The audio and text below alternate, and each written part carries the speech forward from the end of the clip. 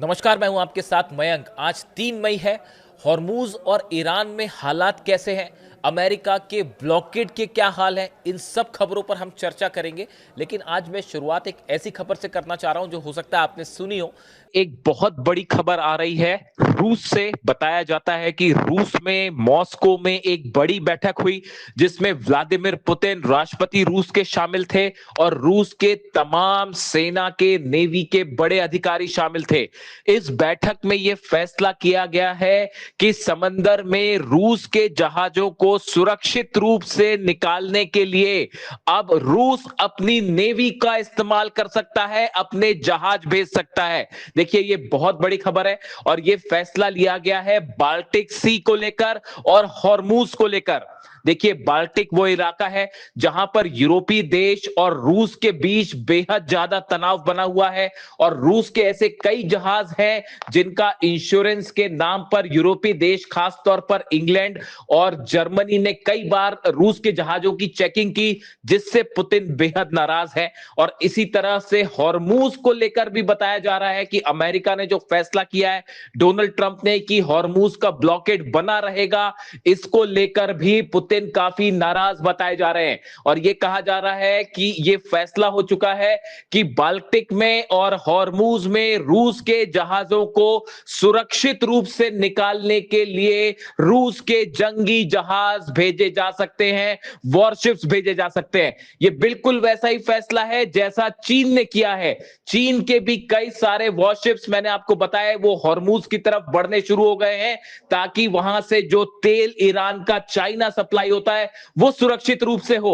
और अब चूंकि जो ट्रंप का फैसला है कि ब्लॉकेड बना रहेगा, इस हालात के बीच में अब पुतिन ने भी मन बना लिया है अपनी नेवी को हॉर्मूज भेजने का। यह बहुत बड़ा डेवलपमेंट है हॉर्मूज के लिहाज से। अमेरिका के एक और वॉरशिप में जबरदस्त आग लग गई। मैं कल से इस बात को समझने की कोशिश कर रहा था कि आखिर ये हुआ कैसे। पहले मैं खबर आपको बताऊं, हो सकता है आपने पढ़ी भी हो, लेकिन ये बेहद अहम खबर है क्योंकि इसका ईरान के साथ सीधा लिंक है। देखिए, डिस्ट्रॉयर है यूएसएस हिगिंस। ये अमेरिका का एक जंगी जहाज है यूएसएस हिगिंस। इसमें बेहद रहस्यमय तरीके से आग लग गई और कई अमेरिकी सैनिक इसमें घायल भी हो जाते हैं। ये खबर आई है। देखिए, ये अर्लेबर्ग जो श्रेणी है उस श्रेणी का ये डिस्ट्रॉयर है, जहाज है, जंगी जहाज है अमेरिका का। और इसे भेजा गया था पैसिफिक ओशन से, ये बढ़ रहा था अरब सागर की तरफ, यानी इसे ईरान के पास डिप्लॉय किया जाना था और ये अरब सागर की तरफ आगे बढ़ रहा था। इसी दौरान इसमें बेहद रहस्यमय तरीके से आग लग जाती है। इसका प्रोपल्शन सिस्टम है वो फेल हो जाता है और उसके बाद जो है वो आग की लपटें इतनी ज्यादा फैली कि कई इसमें जो अमेरिकी सैनिक हैं उनके घायल होने की भी खबरें। और बताया जा रहा है कि आग इतनी ज्यादा थी कि उसके बुझाने में जो है वो अच्छी खासी मशक्कत करनी पड़ी। अब सवाल ये है कि आखिर एक के बाद एक अमेरिका के जंगी जहाज, और वो भी ऐसे जहाज जो कि डिस्ट्रॉयर्स हैं, जिस पे मिसाइल्स होती हैं और जो बेहद आधुनिक माने जाते हैं, इनमें आग कैसे लग रही है। देखिए, ये यूएसएस हिगिंस की बात करें, ईरान की तरफ बढ़ रहा था, बीच में आग लग गई। इसके पहले अगर आप बात करें 12 मार्च को यूएसएस जेरल्ड आर फोर्ड में, वो मैंने आपको बताया ही था, उस पर हमने चर्चा की थी कि जो एयरक्राफ्ट कैरियर है, अमेरिका ने कहा उसकी लॉन्ड्री में आग लग गई है और कई सैनिक घायल हो गए और बाकी छुप गए थे, उस तरह की खबरें थी। हकीकत ये थी कि ईरान के अंडर वाटर ड्रोन ने, जो समंदर के नीचे चलता है, उस ड्रोन ने उसे हिट किया और आग लगी। ये जानकारी डिफेंस सर्कल में है और मेरे मुताबिक भी ये खबर जो है वो सही लगती है मुझे। इसके अलावा आप देखिए, फिर 14 अप्रैल को आ जाइए, यूएसएस आइजनहावर में आग लग गई। वो वर्जीनिया में खड़ा था, अमेरिका में ही खड़ा था, वहीं पे उसमें अचानक आग लग जाती है और इतनी ज्यादा फैल जाती है कि उसको बुझाना मुश्किल हो जाता है। और वर्जीनिया में जो है यूएसएस आइजनहावर में आग लग गई, सबसे बड़ा एयरक्राफ्ट कैरियर में से एक। फिर आप देखिए 19 अप्रैल को यूएसएस जमवॉल्ट है, ये भी एक जंगी जहाज है, इसमें आग लग जाती है, 3 सैनिक घायल हो जाते हैं। और अब यूएसएस हिगिंस में आग लग गई। सवाल यह है, आखिर एक के बाद एक अमेरिका के जंगी जहाजों में आग कैसे लग रही है, अब इसकी भी जांच शुरू हो गई है। और देखिए, मैंने कल कई बड़े सारे वेबसाइट्स, जब ये खबर सामने आई, कई जगह सोशल मीडिया पर ये खबरें थी, पहले मैंने सोचा कि इसके बारे में मैं कल ही वीडियो बनाना चाह रहा था, लेकिन फिर मैंने इसे एनालाइज किया, आखिर ये हो कैसे रहा है। कई सारी थ्योरीज सामने आई, हादसे भी हो सकते हैं, लेकिन एक बड़ा जो है वो शॉकिंग थ्योरी सामने चल रही है और उसमें ये कहा गया कि देखिए, कुछ तो जैसे हैं कि जेरल्ड आर फोर्ड की जो बात है उसको तो बताया जा रहा है कि ईरान ने अंडर वाटर ड्रोन से हिट किया, लेकिन बाकियों में आग कैसे लगी ये भी थ्योरी सामने आई है कि क्या ये आग खुद अमेरिका के सैनिकों ने लगा दी। ऐसी भी एक थ्योरी चल रही है और इसके पीछे की वजह यह बताई जा रही है कि अमेरिका के कई सैनिक ये नहीं चाहते कि उनकी तैनाती जो है वो हॉर्मुज में हो, ईरान में हो। वो ईरान से जंग करने को राजी नहीं है क्योंकि वो ये नहीं चाह रहे कि हमको वहां हॉर्मुज में भेजा जाए। तो क्या ये आग खुद अमेरिका के ही कुछ सैनिकों ने लगाई है इन जहाजों पे? इसकी भी इस एंगल से भी जांच हो रही है। बड़ा ये हैरान करने वाली थ्योरी सामने आई है। देखिए, कई लोग इसको ये भी कह रहे हैं कि अमेरिका की सेना की बगावत है। देखिए, जब ये जंग शुरू हुई तब इस तरह की कई ओपिनियन सामने आए थे कि बड़ा एक वर्ग ये चाहता है कि ईरान से जंग ना की जाए, ईरान के पास जो है वो जंगी जहाज ना भेजे जाएं, इस तरह की भी खबरें थी। और कई अमेरिकी सेना के कई ऐसे जनरल थे जिन्होंने खुल के इस बात का विरोध किया था कि हमें ईरान से जंग नहीं करनी चाहिए, वरना एक हम लंबी लड़ाई में फंस जाएंगे और उसके बाद हम जीत भी नहीं पाएंगे और मामला खिंचता चला जाएगा। देखिए, वही हो भी रहा है। अब ऐसे हालात में ये जो जंगी जहाज में आग लग रही है, आप देखिए डिस्ट्रॉयर यूएसएस हिगिंस हो गया या आप बात करें जामवर्ल्ड की बात करें या आइजर, ये ऐसे जहाज हैं जिनमें आग लग जाए और अमेरिकी सैनिक घायल भी हो जाएं, उनको छुपना पड़े, भागना पड़े, ये बड़ा हैरान करने वाला है। तो इसकी सब एंगल से जांच हो रही है। जिसको ईरान ने हिट किया वो हिट किया, लेकिन बाकी जो रहस्यमय जांच आग लगी है उसकी भी जांच ये हो रही है कि आखिर भाई ये आग कैसे लग जा रही है और कहीं ये अमेरिकी सैनिक तो नहीं लगा रहे ईरान की पे जंग करने से डर रहे हैं, वहां नहीं जाना चाहते तो अपनी शिप में आग लगा दी। इस एंगल से भी जांच हो रही, कुछ ऐसे भी चर्चाएं हैं सोशल मीडिया पे। इसके अलावा देखिए आगे बढ़ते हैं, जो अगली खबर आ रही है, अहम खबर, हॉर्मूज को लेकर बड़ा डेवलपमेंट है और दूसरी तरफ अमेरिका ने एक बड़ी डील की है अरब देशों के साथ। इसके बारे में आपने शायद सुना भी हो। यूएई, कतर, कुवैत, इन सब देशों के साथ, इजराइल से क्या डील करना, वो तो एक ही चीज़ है, अमेरिका और इजराइल।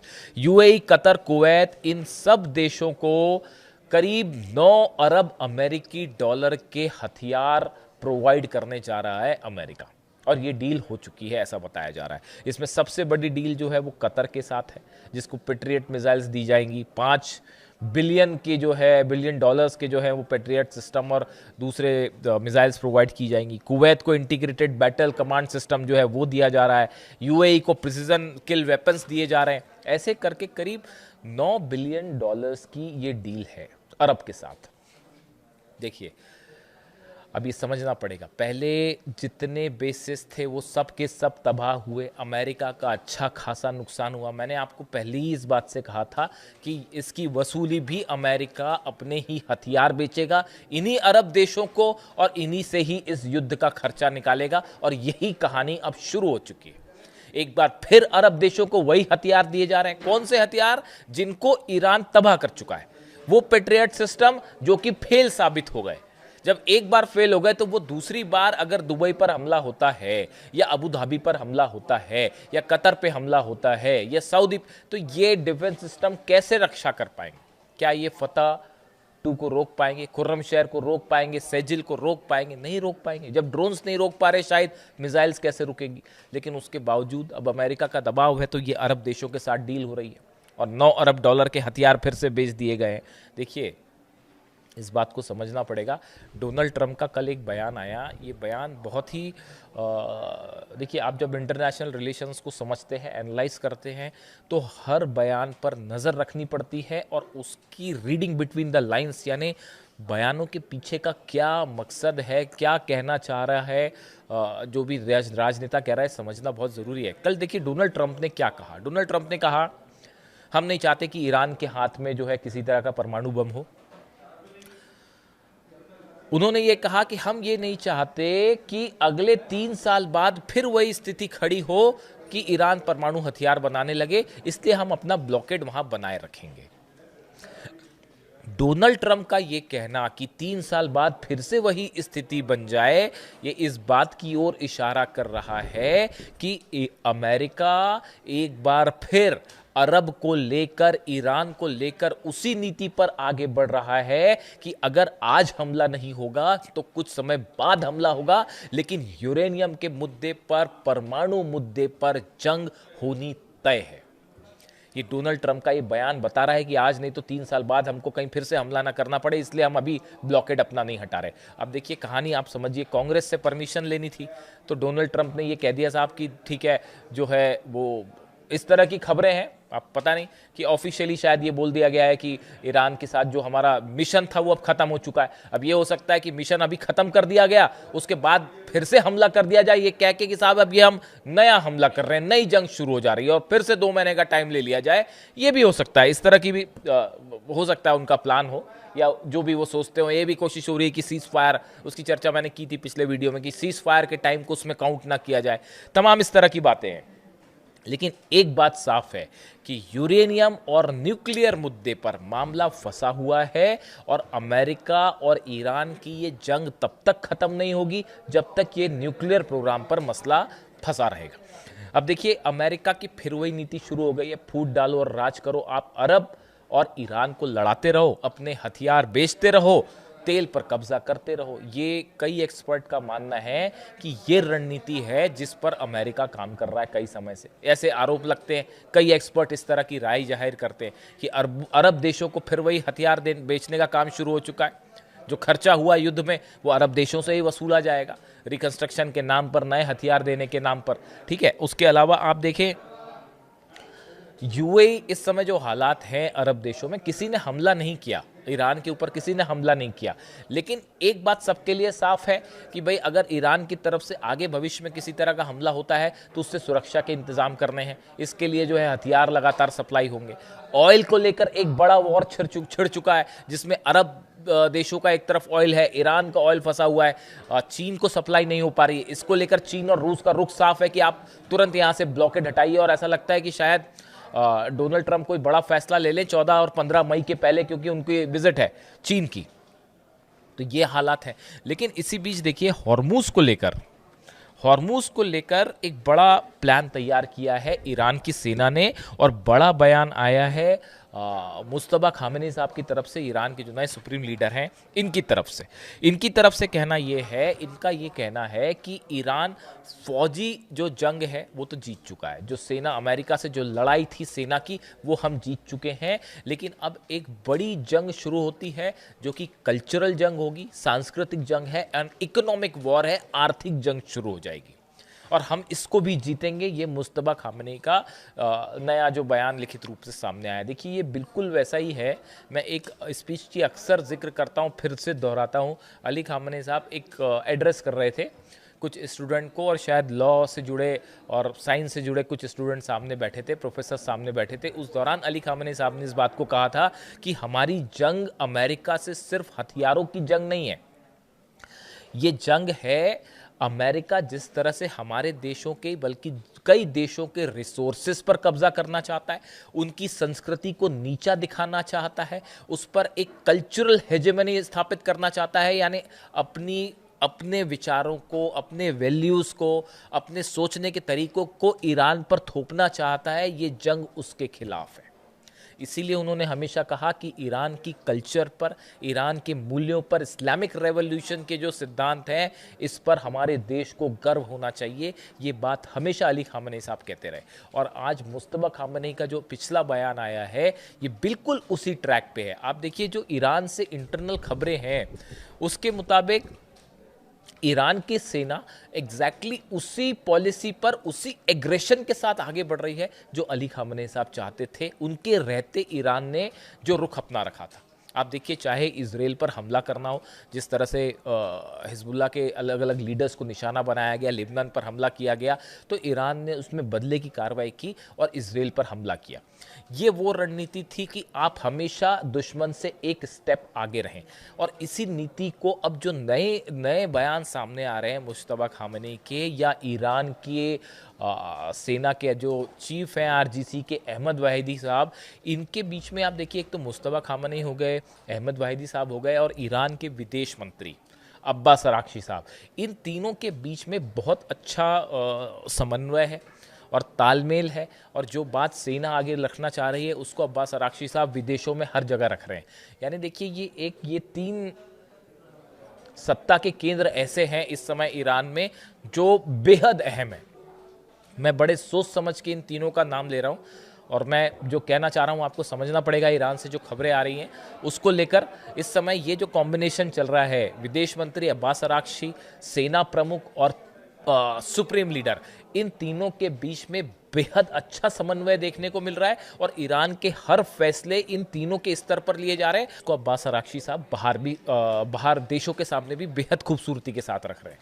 अब देखिए हॉर्मूज को लेकर जहां तक प्लान है, ये जो जहाज जल रहे हैं अमेरिका के, इस बीच बताया जा रहा है कि एक बड़ी रणनीति सामने आई जो ईरान की सेना की रणनीति है। देखिए हॉर्मूज में जहाज खड़े हुए हैं अमेरिका के, और जब तक ये जहाज खड़े हैं तब तक किसी भी वक्त कुछ भी हो सकता है, कभी भी हमला किया जा सकता है। और अगर हॉर्मूज में ये जहाज ज़्यादा दिन तक खड़े रहते हैं तो ईरान की तरफ से प्लान तैयार किया गया है कि कैसे ये अमेरिका के ब्लॉकेड को तोड़ा जाए। देखिए पहली संभावना यह है कि अगर हमला ईरान के ऊपर हमला करता है अमेरिका और हॉर्मूज में किसी भी तरह से जहाज अंदर आने की कोशिश करते हैं। देखिए हॉर्मूज का जो इलाका है ये बेहद सकरा है, ज़्यादा चौड़ा नहीं है। अगर यहाँ पे बड़े फाइटर डिस्ट्रॉयर्स जो आते हैं, अमेरिका के जहाज अगर एंटर करते हैं तो इनको यहाँ पर किसी भी तरह का टर्न लेने में एक बड़ा एरिया चाहिए होगा, या वो टर्न लेते हैं तो उनमें काफ़ी वक्त लगेगा। अगर किसी भी तरह का मूवमेंट होता है तो ये वो समय है जिसमें ईरान की सैकड़ों छोटी बोट्स जो हैं, जो कि समस्या बनी हुई है अमेरिका के लिए, वो एक साथ मिलकर हमला कर सकती है, जो पहली रणनीति है। दूसरी रणनीति यह है कि ईरान के जितनी पनडुब्बियां हैं वो टॉर्पीडोज के जरिए इन जहाज़ों को निशाना बनाएं। और तीसरी तरीका यह है कि जो अबू मेहदी मिसाइल्स हैं वो सब जितने द्वीप हैं सब पर तैनात कर दी गई हैं, चाहे अबू मूसा हो, चाहे केशम आइलैंड हो, चाहे खार्ग हो, इन सब जगह अबू मेहदी मिसाइल्स जो हैं वो तैनात कर दी गई हैं। क्योंकि अबू मेहदी के तीनों वर्जन है ईरान के पास, वो शिप से भी फायर हो सकती है, वो ज़मीन से भी फायर हो सकती है, और बताया ये भी जा रहा है कि उसका इस्तेमाल जो है वो ऐसी जगह से भी किया जा सकता है, ज़मीन के अंदर से कहीं से भी निकल के फायर की जा सकती है, यानी टनल से भी फायर की जा सकती है। ये सब वर्जन मौजूद हैं। तो यानी अमेरिका के ब्लॉकेड को लेकर अब ईरान की सेना की तरफ से एक बड़ा प्लान तैयार है। अगर हमला अमेरिका की तरफ से होता है तो कैसे जहाज़ों को जलाया जाए, कैसे जहाज़ों को तबाह किया जाए, उसका प्लान तैयार है। और दूसरी तरफ से यह भी कहा जा रहा है कि ये ब्लॉकेड अगर ज़्यादा दिन तक रहता है और अगर ईरान को इससे नुकसान, देखिए ऑयल, मैं आपको पहले ही बता चुका हूँ, ऑयल रिजर्व्स तेज़ी से फुल हो गया है ईरान का, ऑयल सप्लाई करना ज़रूरी है वरना सब पाइपलाइंस को नुकसान होगा, तेल के कुओं को नुकसान होगा। इस सूरत हाल में ईरान ने यह प्लान भी तैयार कर लिया है कि कैसे अमेरिका का ब्लॉकेड तोड़ा जाए। इसके लिए तमाम टनल से वो मिसाइल्स निकाल ली गई हैं जो अब तक इस्तेमाल नहीं की गई थी, चाहे वो फतह सीरीज की मिसाइल हो, चाहे वो खुर्रम शहर हो, चाहे सेजिल हो, ये सब मिसाइल्स को तैनात भी कर दिया गया है लॉन्च पैड्स पे, और सब निशाने पर है अमेरिका के जहाज। दूसरी तरफ से मैं आपको बता चुका हूं डार्क ईगल मिसाइल्स जो हैं, जो कि हाइपरसोनिक मिसाइल्स हैं, वो अमेरिका के जहाज़ों पर तैनात कर दी गई हैं। आपको इस तरह की खबर मिलेगी कि अमेरिका इनका इस्तेमाल कर सकता है, वो तैनात हो चुके हैं ऑलरेडी। कई हाइपरसोनिक मिसाइल्स इजराइल भी पहुंच चुकी हैं। यानी आप देखिए, भले कांग्रेस में कुछ भी कहते रहे डोनाल्ड ट्रंप, लेकिन हकीकत जो खबरें आ रही हैं उसके मुताबिक एक बड़ी जंग की तैयारी में अमेरिका पूरी तरह से तैयार है और ईरान भी तैयार है। और हो सकता है इस बार हमला अमेरिका नहीं बल्कि ईरान कर दे। ये जो ब्लॉकेड करके खड़े हैं इसका बड़ा नुकसान हो सकता है ईरान को। इसीलिए ईरान ने ये प्लान तैयार कर रखा है कि अगर अमेरिकी जहाज़ नहीं हटते हैं, अगर रूस और चीन के इंटरफेरेंस के बाद भी नहीं हटते हैं, तो इस बार स्ट्राइक अमेरिका नहीं ईरान करेगा और खतरे में होंगे पूरे अमेरिका के 19 जहाज। और हर वो देश चाहे यूएई हो, चाहे कतर हो, चाहे कुवैत हो, जो अमेरिकी हथियार खरीद रहे हैं, ये सब के सब एक बार फिर ईरान के निशाने पर होंगे। और इस सूरत में जंग का हाल, अगर फिर से कोई भी किसी तरह का हमला होता है तो उसका नतीजा इस बार पहले के मुकाबले कहीं ज्यादा और भयंकर हो सकता है। वीडियो कैसा लगा कमेंट करके बताइए। जो भी अपडेट होगा आप तक पहुंचाएंगे। Thank you so much.